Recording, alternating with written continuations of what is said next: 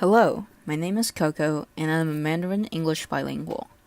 Today, I'm going to walk you through my life and talk about the aspects of bilingualism that I've witnessed or experienced. Along the way, I will draw from various academic sources as well as perspectives of others I've interviewed for this project. I would like to first briefly introduce myself. I was born around the turn of the century in Shanghai, China. I was sent to a bilingual kindergarten, and that's when I started acquiring English as my second language. I would continue to go to school in China for the next 9 years, being taught in Chinese within classrooms, as well as taking some extra English classes outside of school. Around 9th grade, I was fortunate enough to have the opportunity to go to a boarding school in Massachusetts with my family's support.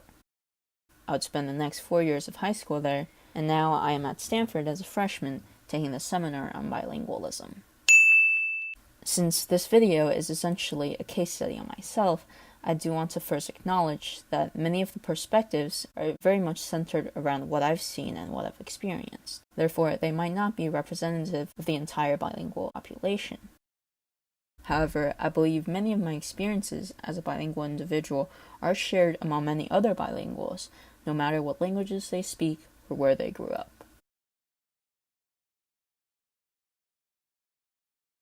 As I mentioned, I was born in Shanghai and grew up speaking Mandarin.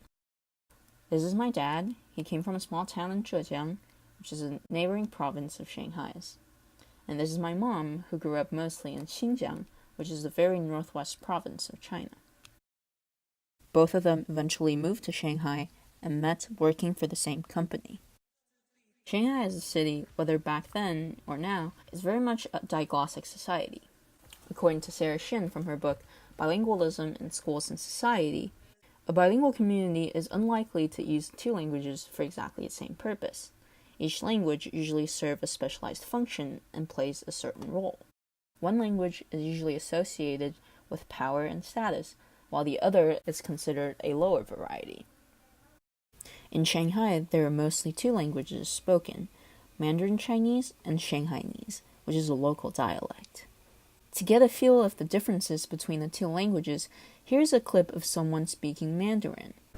嗨，大家好，我叫陈婉瑜，然后我是生在中国吉林长春，我的母语是中文，但是也可以说是普通话。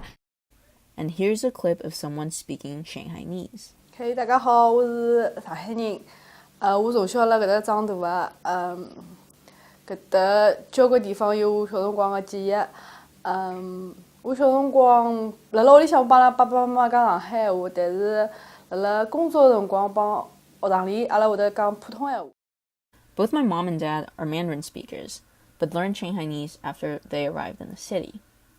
According to my mom, speaking Mandarin was a clear sign of outsiderness and was often regarded with judgmental eyes from the locals. Therefore, Shanghainese would be the high variety and Mandarin the low variety in the 1980s. However, as a Shanghai native myself, I've never become a full Shanghainese speaker. It's never a home language of ours, and perhaps more importantly, there has been a clear language shift in Shanghai in the past couple of decades. Due to the large influx of people from all over the country and the world, as well as the efforts of spreading Mandarin in China, Shanghainese is no longer the more powerful language in the city. Instead, Mandarin speaking is associated with modernity and youthfulness and has become the high variety. While I'm really happy that Shanghainese is no longer tied to judgmental attitudes toward non-local people, it is also a shame that the language is being spoken by fewer and fewer people. Even though I could understand the dialect, I still wish that I could feel comfortable enough to use the language on a regular basis.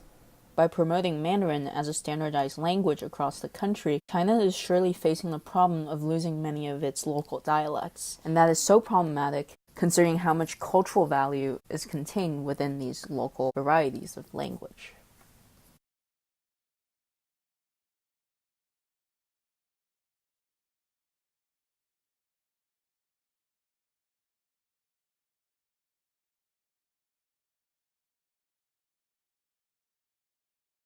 One of the things that I've always wondered is, how on earth did I learn English? Sure, I've always taken some sort of English classes outside of school, but that's actually fairly standard for many students in China.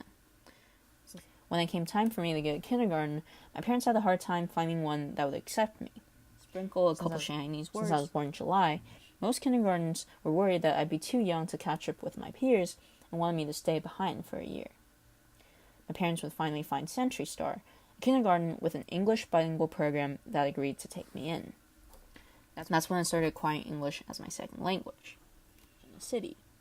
Instead, Mandarin speaking is associated with modernity and youthfulness and has become the high variety.